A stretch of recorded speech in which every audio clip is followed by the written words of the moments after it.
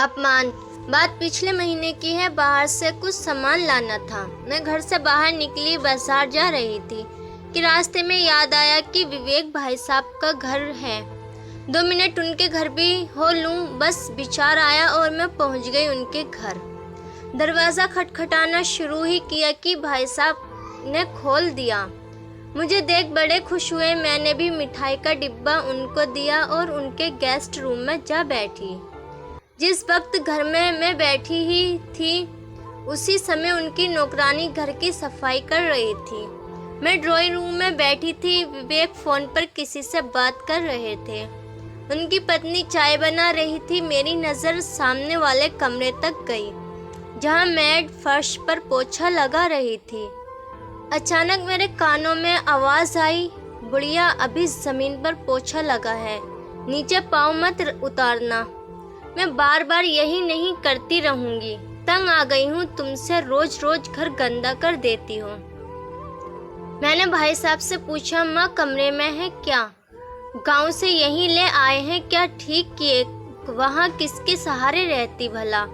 भाई साहब बोले, हाँ माँ अब यहीं रहती है हम लोगों के साथ। जब तक चाय बन रही है मैं माँ से मिल लेती हूँ। भाई साहब बोले, हाँ हाँ लेकिन रुकिए, अभी अभी शायद पोछा लगा है, सूख जाए फिर जाइएगा। मैंने बड़ी हैरानी से पूछा, क्यों गीला है? तो नौकरानी दोबारा से लगाएगी। नहीं लगाएगी तो थोड़े निशान रह जाएंगे फर्श पर, क्या फर्क पड़ेगा? भाई साहब थोड़ा हैरान हुए शायद मेरी बातों को सुनकर, लेकिन मैं भी कहाँ मानने वाली थी। वो कुछ बोले उसके पहले मैं कमरे में चली गई थी। गीले फर्श पर पाँव के खूब निशान बनाती हुई मैं माँ के पास गई। मैंने उनके पाँव छुए और फिर उनसे कहा कि चलिए आप भी ड्राइंग रूम में, वहाँ साथ बैठकर चाय पीते हैं। चाय बन रही है, भाभी रसोई में चाय बना रही हैं। मैंने इतना ही कहा था, माँ एकदम घबरा गई। अरे नहीं, अभी फर्श पर पाँव नहीं रखना है, फर्श गीला है ना, मेरे पाँव के निशान पड़ जाएंगे। पाँव के निशान पड़ जाएंगे? वाह, फिर तो मैं उनकी तस्वीर उतारकर बड़ा करवाकर फ्रेम में लगाऊंगी। आप चलिए तो सही। पर माँ बिस्तर से नीचे नहीं उतर रही थी। उन्होंने कहा कि तुम चाय पी लो बेटी। तब तक भाई साहब भी माँ के कमरे तक आ गए थे। उन्होंने मुझसे कहा कि माँ सुबह चाय पी चुकी है, आप आइए गुड़िया। नहीं, माँ के साथ मैं यहीं कमरे में चाय पी लूँगी। चमकते हुए टाइल्स पर मेरे जूते के निशान बयां कर रहे थे कि मैंने जानबूझकर कुछ निशान छोड़े हैं। वो समझ नहीं पा रहे थे कि आखिर मैंने ऐसा क्या ही क्यों। उन्होंने मुझसे तो कुछ नहीं कहा, लेकिन मैट को उन्होंने आवाज़ दी, बबीता ज़रा इधर आना, इधर गुड़िया जी के पाँव के निशान पड़ गए हैं, उन्हें साफ कर देना। बबीता ने गीला पोछा फर्श पर लगाया।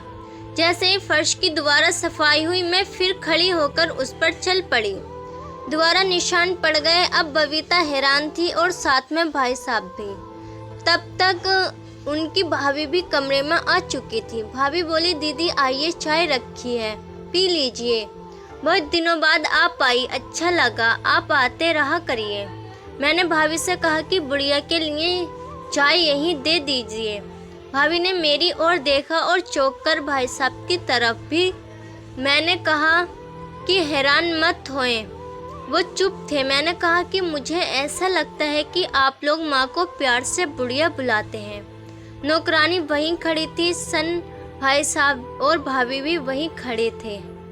भाई साहब बोले, क्या हुआ गुड़िया, ऐसे क्यों बोल रही है आप? मैंने कहा, भाई साहब हुआ कुछ नहीं, मैंने खुद सुना है कि आपकी बबीता माँ को बुढ़िया कहकर बुला रही थी। उसने माँ को बिस्तर से उतरने से धमकाया भी था। यकीनन काम वाली ने माँ को बुढ़िया पहली बार नहीं कहा होगा, बल्कि वो कह भी नहीं सकती उन्हें बुढ़िया। उसने सुना होगा बेटे के मुंह से, बहू के मुंह से, बिना सुने वो नहीं कह सकती थी। जाहिर है आप लोग प्यार से माँ को इसी नाम से बुलाते होंगे, तभी तो उनसे कहा। सच कह रही हूँ ना भाई साहब। पल भर के लिए धरती हिलने लगी थी। गीले फर्श पर हजारों निशान उभर आए थे। भाई साहब के भाभी को डांटने लगे। बोले तुमने कहा होगा, उनका छोटा बच्चा भी वहीं खेल रहा था। बुढ़िया रो रही थी, बहू की आंखें झुकी हुई थीं।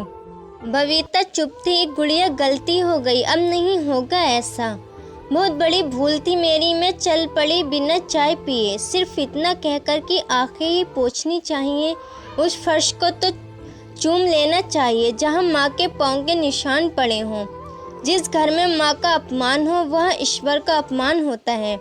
भाई साहब, आप तो सगे बेटे हैं, पैदा किया है उन्होंने आपको। कैसे आप बर्दाश्त कर लेते हैं आपकी माँ को बुढ़िया बुलाते हुए? भाई साहब को अपनी गलती का एहसास हुआ और उन्होंने अपनी माँ से माफ़ी मांगी। दोस्तों, आपको ये कहानी कैसी लगी मुझे कमेंट्स में बताना। आप मेरे चैनल पर नए हैं तो मेरे चैनल को सब्सक्राइब करना ना भूलें।